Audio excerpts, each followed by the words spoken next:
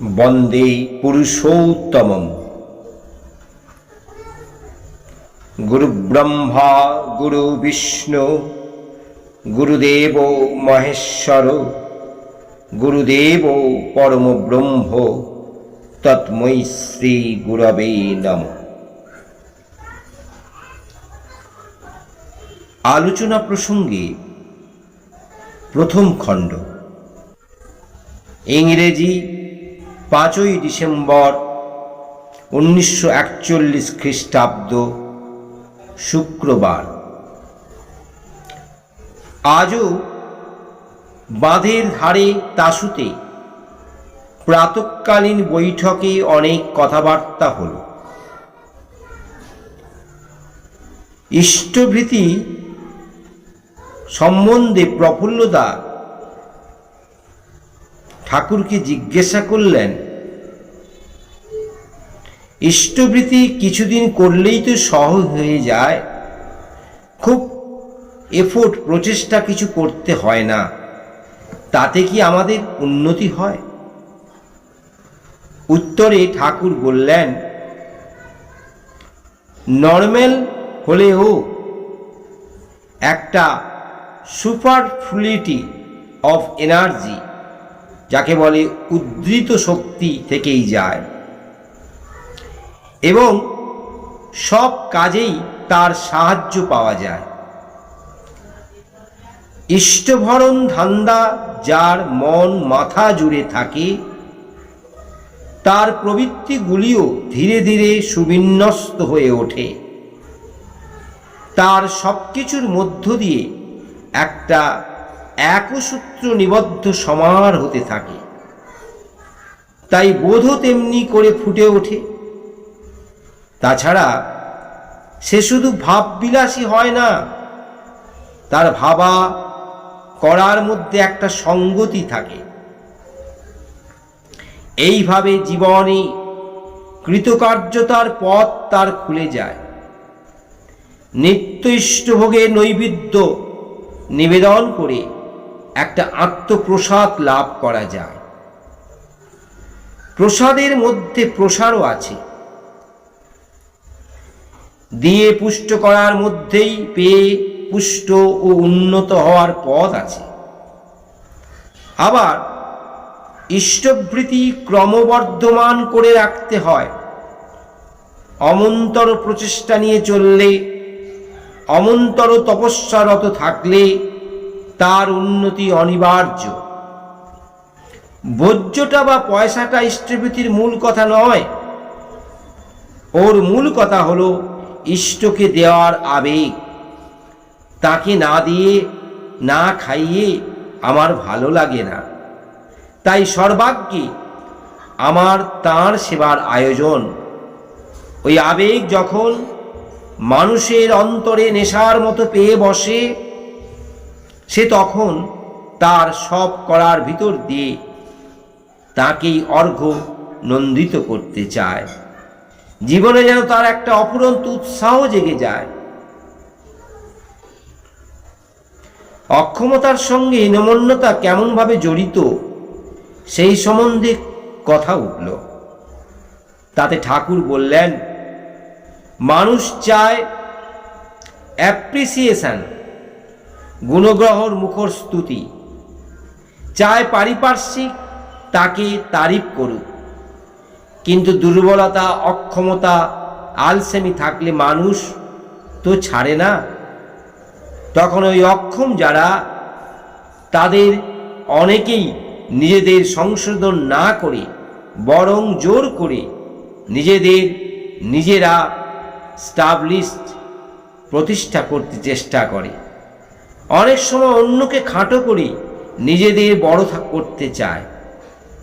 এমনতর দেখলে বুঝতে হবে ওই অক্ষমতার হাত থেকে তাদের আর রেহাই নেই। কিন্তু যারা নিজেদের অক্ষমতাকে অতিক্রম করতে ইচ্ছুক, কেউ তাদের দোষ ধরলে তারা তা বিনীতভাবে স্বীকার করে। তাদের হীনমন্যতা অত উগ্র হয় না। এদের উন্নতি তাই আশা করা যায়। প্রকৃত সক্ষম যারা, বিশেষত শ্রেয়ানুপূরণী আবেগে দক্ষ ও যোগ্য হয়ে ওঠে যারা, তাদের হীনমন্যতার বালাই থাকে না। তারা মানুষের প্রশংসার কাঙাল হয়ে ঘুরে বেড়ায় না। তাদের একমাত্র লক্ষ্য থাকে প্রিয় পরমকে খুশি করা, তার খুশিতেই খুশি তারা। আবার তিনি যদি তোয়াজ বা তারিফ না করেন, বাহবা না দেন, তাতেও তাদের দুঃখ নেই। তিনি সুখী হলেই হলো, এই তাদের মনোভাব। নিজেদের জন্য কিছুই চায় না তারা, কিন্তু নিজেদের চলন চরিত্র কর্মের ভিতর যদি ওই তাঁর সুখ স্বাচ্ছন্দ্য তৃপ্তির ব্যাঘাতই কিছু ধরতে পারে তারা, তখনই অনুতাপে তাদের বুক জ্বলে যায়। নিজেদের পরিশুদ্ধ না করা পর্যন্ত তারা শান্তি পায় না। তাই এমনতর যারা দুর্বলতা, অক্ষমতা বা হীনমন্যতা তাদের মধ্যে বাসা বাঁধতে পারে না, তারা সতই তাদের সম্মান সমান বা তাদের চাইতে যোগ্যতর যারা, তাদের প্রতি সশ্রদ্ধ হয় এবং অপেক্ষাকৃত কম যোগ্যতা যাদের, তাদের প্রতি সহানুভূতি সম্পন্ন হয়। তাদের চেষ্টা থাকে কেমন করে সেবা পরিচর্যায় যোগ্যতর করে তুলবে তাঁদিগকে। যারা হীনমন্যতা থেকে যোগ্যতা আহরণ করে তারা কিন্তু প্রায়শই এমনটি পারে না।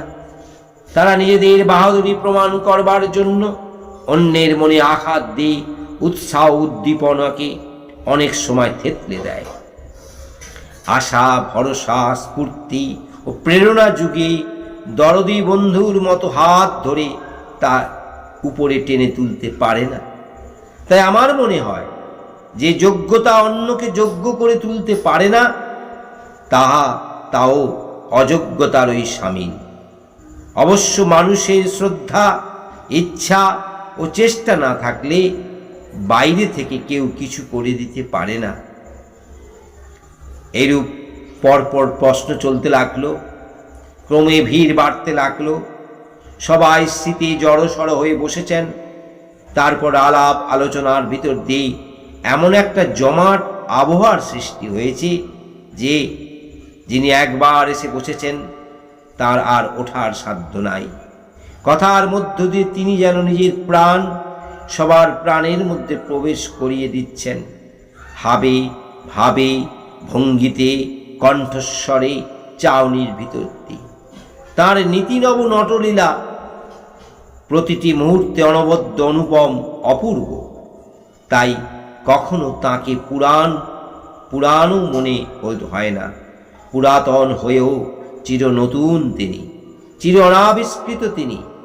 বিস্ময়ের নতুন শিহরণ নিয়ে প্রতি মুহূর্তেই থমকে দাঁড়াতে হয় তাঁর সম্মুখে। তার সান্নিধ্যে যে সুখ, সে যেন পাহাড়ে ওঠার সুখের মতো। তাতে ক্লেশ আছে, তপস্যা আছে, বধির রাজ্যে ধাপে ধাপে এগিয়ে যাবার আনন্দ আছে। আরও আছে বৃহত্তর পারিপার্শ্বিকের জন্য দায়িত্ব গ্রহণের আনন্দ। দুস্থ, আতুর, অনাথ, প্রয়োজন পীড়িত ক্রমাগত তাঁর কাছে এসে ভিড় করে দাঁড়ায়। তিনি পরস্পরকে দিয়ে পরস্পরের সেবা করিয়ে নেন। প্রত্যেকের সহায় হয়। যার যতটুকু যোগ্যতা আছে তাই নিয়ে পারিপার্শ্বিকের সহযোগিতায় সে অনেকখানি করতে পারে। এইভাবে দুর্বল শক্তিমান হয়, স্বার্থান্ধ ব্যক্তি প্রেমিক ও সেবাবুদ্ধি সম্পন্ন হয়ে ওঠে। অনিয়ন্ত্রিত অপচয় প্রবণ ব্যক্তিও সুনিয়ন্ত্রিত উপজয়ী হয়ে ওঠে। সমাজ শক্তি তার উন্নতির পথে এগিয়ে চলে। জয় গুরু, বন্দে পুরুষোত্তম।